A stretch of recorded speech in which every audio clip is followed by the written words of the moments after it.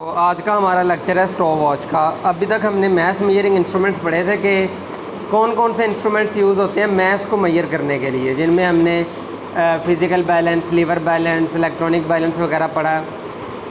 अब हमने पढ़ा है बेसिकली फ़िज़िकल क्वांटिटीज़ में जस्ट लेंथ और मास नहीं है, वहाँ पे time, temperature, amount of substance, electricity, ये सारा कुछ है। तो हर चीज़ को मेजर करने के लिए उसके कोरिस्पोंडिंग कोई ना कोई डिवाइस है। तो इसी तरह से अगर हम कोई टाइम इंटरवल मालूम करना चाहते हो, जैसा कि लेंथ, मास और तीसरी जो क्वांटिटी थी उसे बेस कहते हैं, ठीक है। तो लेंथ, मास और टाइम, लेंथ, मास और टाइम है तीसरी क्वांटिटी हमारे पास। तो टाइम को मेजर करने के लिए जो डिवाइस हमें इस्तेमाल की जाती है वो है stop watch. Stop watch basically क्या होती है? Stop watch is use to measure the interval of event. Event मतलब कोई भी काम, किसी भी काम का, किसी भी इंटरवल का, इवेंट का टाइम ड्यूरेशन मेजर करने के लिए जिस डिवाइस का इस्तेमाल किया जाता है उसे स्टॉप वॉच कहते हैं। जैसा कि लेट कर लें, मैं आपको कहता हूँ कि यहाँ से जोड़े पुल तक आप लोगों ने दौड़ लगानी है, तो ये एक इवेंट है कि आपने यहाँ से जोड़े पुल तक, तो 2 पॉइंट हैं, स्टार्ट यहाँ से हो रहा है, ख़त्म जोड़े पुल तक हो रहा है। तो ये जो आप दौड़ लगाएंगे, इसको मेजर करने के लिए जो हम डिवाइस इस्तेमाल करेंगे वो स्टॉप वॉच होगी। आप कहते हैं ये पंखा 1 मिनट में कितनी देर तक चलता है या कितने सर्कल्स काटता है, या कोई शख्स स्विंग कर रहा है तो 1 मिनट में कितने वो रेवोल्यूशन या कितनी वाइब्रेशंस करता है। यानी कि जब आप टाइम की कैलकुलेशन की तरफ जाते हैं तो सबसे बेहतरीन डिवाइस उस इवेंट को कवर करने के लिए जो होती है वो क्या होती है? स्टॉप वॉच होती है। अब इसका जो एक ऑर्डिनरी सिंपल स्टॉप वॉच है उसका इस्तेमाल करने का तरीका क्या होता है, डायग्राम में दिखाई गई है। एक घड़ी होती है जिसमें 2 नीडल्स होती हैं, एक सेकंड को बताती है और एक मिली सेकंड को बता रही होती है। होता बेसिकली क्या है, आप ये एक ही बटन इसके ऊपर लगा होता है। अब आप एक बार जब बटन दबाते हैं तो ये सुइयाँ चलना स्टार्ट हो जाती हैं। वैसे ये सुइयाँ शुरू में 0 पे होती हैं दोनों, जैसे ही बटन दबाएंगे ये चलना स्टार्ट हो जाएंगी। आप देखते हैं जी इवेंट चल रहा है, लेट्स सपोज वो बच्चा अपनी पोजीशन पे पहुंच गया, आप एकदम इवेंट दोबारा बटन दबाएंगे तो ये सुइयाँ स्टॉप हो जाएंगी। आप नोट कर लेंगे कि जी इतना टाइम हो गया है, और जब आप तीसरी बार यही बटन दबाएंगे तो ये दोबारा अपनी 0 वाली पोजीशन पे चली जाएंगी।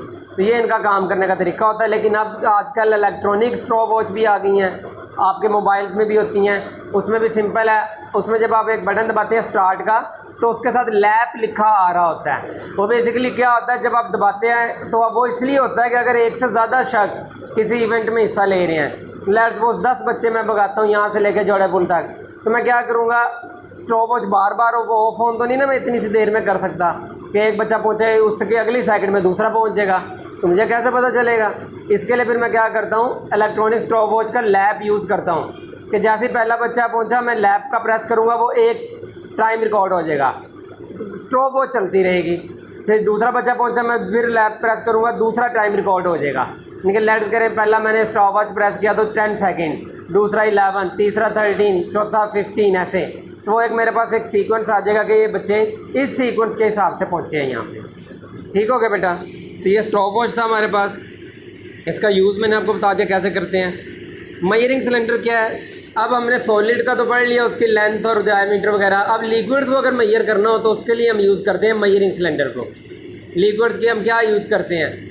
लिक्विड्स की हम हमेशा पैमाइश करते हैं, वॉल्यूम उसका फाइंड आउट करते हैं कि कितना ज़्यादा है या कितनी उसकी अमाउंट है। अब कभी हम ये तो नहीं ना कहते 1 किलो दूध दे दे, हालांकि 1 किलो का वर्ड यूज़ कर लेते हैं जाके, लेकिन किलो लिक्विड्स के लिए स्पेसिफिक वर्ड नहीं है, ये लीटर होता है। अब 1 किलो पानी नहीं मांगेंगे कभी भी जाके, ठीक है ना, या ऐसे नहीं कहेंगे किसी भी मिल्क शॉप पे या किसी दुकान वाले के पास, जूस वाले के पास जाके कि आधा किलो जूस दे दो मुझे, कहते हैं हम लीटर्स में। लिक्विड हमेशा लीटर्स में होता है। तो लीटर बेसिकली एक पैमाना है जिसके अंदर हम किसी भी लिक्विड चीज़ों को पैमाइश करते हैं। इसके लिए हम सिलेंडर यूज़ करते हैं, वो मेजरिंग सिलेंडर कहलाता है। गिलास का बना हुआ सिलेंडर होता है, नीचे डायग्राम में इन्होंने दिखाया हुआ है, जिसके ऊपर स्केल्स के ज़रिए रीडिंग लगी होती है।